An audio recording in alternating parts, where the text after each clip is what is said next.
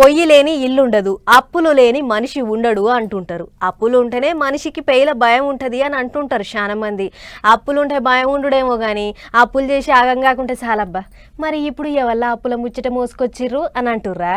ఇంకెవల్ల అప్పులు? మన అప్పులే. వాళ్ళ నీ అప్పు ఉంది, నా అప్పు ఉంది. ఇక ఊరిచ్చుడు కాదు కానీ గివార్త చూడుర్రి, ఎవల్ల అప్పులు వాళ్ళకి యాదకొస్తాయి కానీ. ఎవరన్నారు మన ఆంధ్ర తెలంగాణ రాష్ట్రాలు వెనకబడ్డాయని? రాకెట్ లెక్కన రూబడి మీద దూసుకుపోతున్నాయి. డెవలప్ల గిట్టనేమో అనుకునేళ్ళు కాదు, మళ్ళా అప్పులల్లా.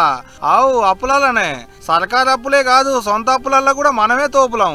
ఆంధ్రాలో 100కి 47 మంది, తెలంగాణలో 100కి 37 మంది దానిక అప్పులు చేసేటోళ్లే. ఇది నేనంటున్న ముచ్చట కాదు, నా సొంతంగా రాసింది ఏం లేదు ఇంట్లో. కుర్దు సెంట్రల్ గవర్నమెంట్ వాళ్ళు బయట పెట్టిన లెక్కలే ఇవన్నీ.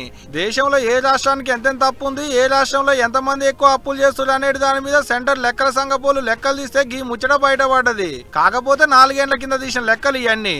మళ్ళా కూడా ఇప్పుడు ఇటువంటి లెక్కలన్నీ బయటికి తీస్తే మనమే టాపులు ఉండమో తెలియదు కానీ అన్నిట్ల టాపులు ఉండాలనుకునే రాష్ట్రాలు అప్పులల్లో మాత్రం వెనకుంటేనే మంచిగా ఉండు అనుకుంటున్నాయట. అందుకనే కేరళ, తమిళనాడు, కర్ణాటకలు మనకంటే వెనకనే ఉన్నాయి. మరి ఈ అప్పులల్లా అందరికంటే తక్కువ అప్పులు చేసింది ఢిల్లీ, ఛత్తీస్గఢ్ పబ్లిక్కే. పనులు తక్కువ అయ్యా, ఖర్చులు ఎక్కువ అయ్యా. అప్పులు ఇచ్చేటోళ్ళు ఇస్తూనే ఉండే, తీసుకునేటోళ్ళు ఇంకా కూడా తీసుకుంటూనే ఉండే. ఇండ్ల కిరాయిలు, బడి ఫీజులు, దవాఖానా ఖర్చులు, సరుకు సౌదాలు, పండుగ పబ్బాలు, పెండ్లిళ్ళు, పేరెంటాలు, పెట్టుపోతలకు పైసలు తిప్పలైతున్నాయని అన్ని అప్పులు తెచ్చుడైనాయే, కొప్పులు పెట్టుడైనాయే. అప్పులకు మిత్తిలకు కొత్త అప్పులు. పిల్ల తల్లి అయితేనే ఉండే. పబ్లిక్ కే గంతగానం అప్పులు చేస్తున్నారంటే మరి పబ్లిక్ కు పథకాలు ఇచ్చేందుకు సర్కారు వాళ్ళు చేస్తున్న అప్పుల పైసలు ఎడిపోతున్నట్టు.